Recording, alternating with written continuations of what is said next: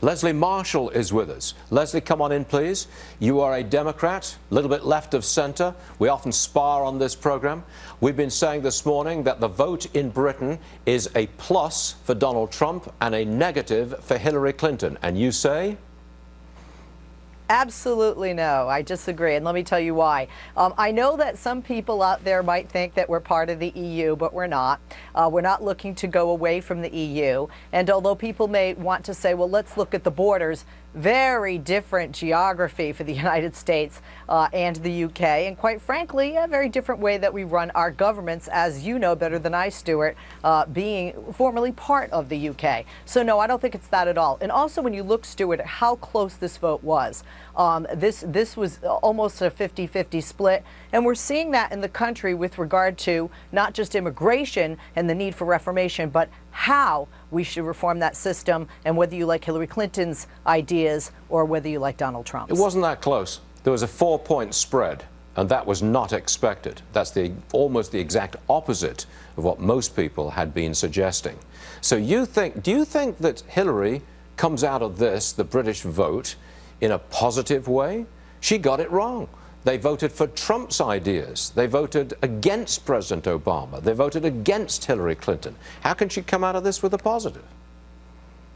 Well, first of all, a lot of the people that I spoke to, the small business owners, were angry, and rightly so, and that's why I'm not surprised at the outcome today.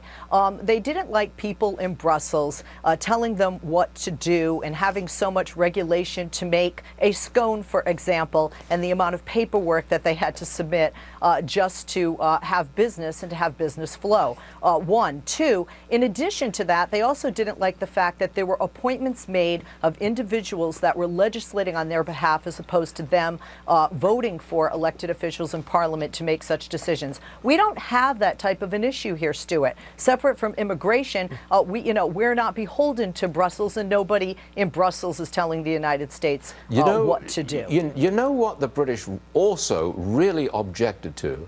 It was being called bigoted if they object to very, very large numbers of people coming and flooding into the country.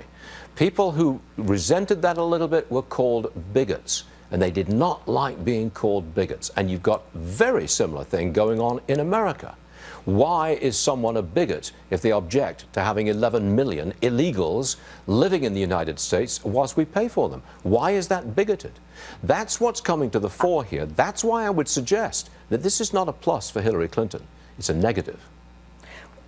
I don't consider somebody who wants to uphold the law. No, you don't, but you know what happens in America. To be a bigot. You are immediately an Islamophobe, you are a bigot, you are a racist. As soon as you start to object to the status quo on immigration, there's something wrong with you. That's the way the left shuts people up, but we object to it. Well, Stuart, I don't agree with that. There's a difference between being against people coming into the country illegally versus banning an entire religion of people coming from every nation throughout the world, regardless of their background and if they have any criminal background or terrorist ties or ties to ISIS at all. Very different. And I do think saying that people of one religion or one color or one gender Leslie, or one ethnicity coming here is I don't know whether you can see it or not, Leslie, but we're rolling the video of Boris Johnson, yes, the leader of the Leave campaign, leaving his house this morning, being greeted by a very hostile crowd who were shouting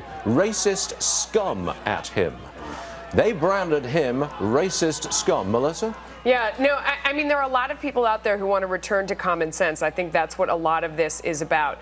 Donald Trump may not say it so eloquently all the time, but there are people at home who are saying, wait a second, before we let people into this country, we should at least figure out who they are and why they're coming. It's not about banning an entire religion. It's about having some common sense. And when people hurl the epithet racist at you, you may keep your opinion to yourself, but your opinion internally does not change. So there are plenty of people at home saying, wait a second, the world is insane. we need to take a moment. Let's take a breath. And by the way, they're not racist. And they're thinking Precisely, they're just that not. too. They're not. Leslie, I've got to say goodbye to you, I know, but I want one last comment from you about Donald Trump. I watched very closely his when he met the press this morning in Turnberry in Scotland. I thought he handled the press extremely well, and he answered many questions. He was nailed down. He wasn't outrageous in any way. He wasn't using a prompter. He answered question after question after question. That press conference made him look good. Yeah. I don't probably think that you agree with me, do you, Leslie? And this is your last 20 seconds.